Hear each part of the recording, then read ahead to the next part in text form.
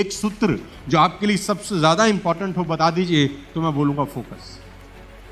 अगर आप मुझसे बोलें कि 23 साल में आपने क्या ऐसा कुछ एक शब्द सीखा जिसने जिंदगी की धुरी को चेंज कर दिया, मैं बोलूंगा फोकस।